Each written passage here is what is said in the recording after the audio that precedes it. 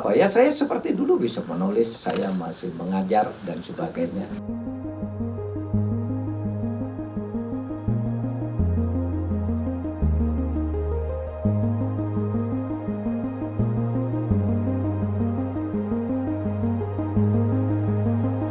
Kontribusi saya itu sangat kecil sebenarnya. Karena sebenarnya kontribusi ini dilakukan oleh rakyat Indonesia melalui reformasi yang dengan gagah berani pada waktu itu menumbangkan rezim otoriter yang pada waktu itu tidak terbayangkan. Saudara banyak mungkin yang belum lahir atau masih kecil ketika reformasi itu. Pak Harto itu kuatnya luar biasa dulu. TNI itu bukan 100%, 1000% membela Pak Harto. Rakyat Indonesia itu pada tanggal 23 Maret tahun 98 masih 1000% mendukung Pak Harto. Tidak ada yang lebih kuat. Tetapi kemudian saya selalu mengatakan aspirasi murni dari rakyat itu atau ide demokrasi dan kebebasan terhadap lingkungan HAM itu tidak bisa dibendung oleh pemerintah sekuat apapun pada era sekarang. Oleh sebab itu Pak Harto 23 Maret dinobatkan sebagai presiden terkuat. Kalau Pak Harto dulu dehem gitu, itu menterinya ikut dehem, rakyat seluruh Indonesia ikut dehem. Pak Harto dulu ada kesulitan cabai dulu, kesulitan cabai. Lalu sehingga cabai itu busuk-busuk dan sebagainya. Kemudian produksi cabai kurang, Pak Harto pidato di sidang kabinet makan cabai.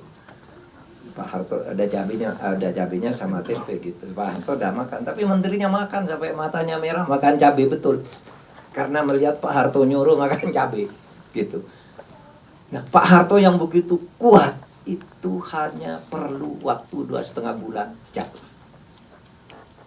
Saya tahu, 23 Maret sampai 21 Mei.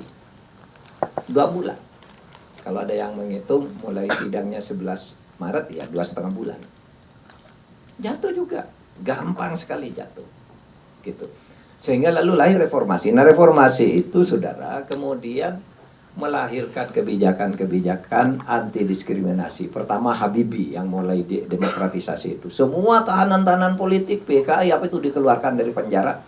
Kemudian screening itu dihapus. Siapa mau jadi kerja tidak usah pakai surat keterangan PKI. Yang dari dianggap PKI semua dikeluarkan, termasuk Subandrio, siapa keluarkan semua.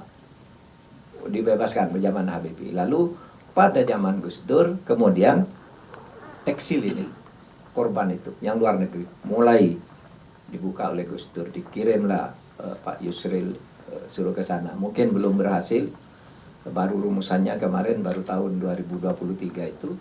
Dan sekarang semuanya sudah bisa, mereka kapanpun mau pulang itu sudah bisa. Sudah ada keputusan negara tentang itu. Sehingga ini sebenarnya perjalanan. Nah terus saya mau apa? Ya saya seperti dulu bisa menulis, saya masih mengajar dan sebagainya. Bisa memberi pendapat, saran-saran terhadap pemerintah. Yang penting ke depannya itu yaitu satu, kita bangun negara konstitusional, demokrasi. Ya, demokrasi, konstitusi itu artinya apa? Kedaulatan rakyat itu harus seiring dengan kedaulatan hukum. Nah, kadangkala kalau hukum dibelok-belokkan itu berbahaya.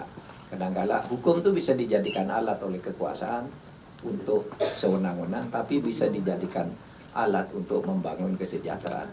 Reformasi itu sebenarnya gagasannya menjadikan negara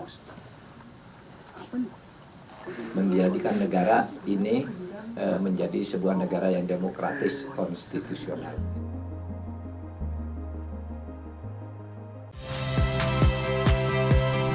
Saya Liviana Cerlisa. Saksikan program-program Kompas TV di siaran digital, pay TV, dan media streaming lainnya. Kompas TV, independen, terpercaya.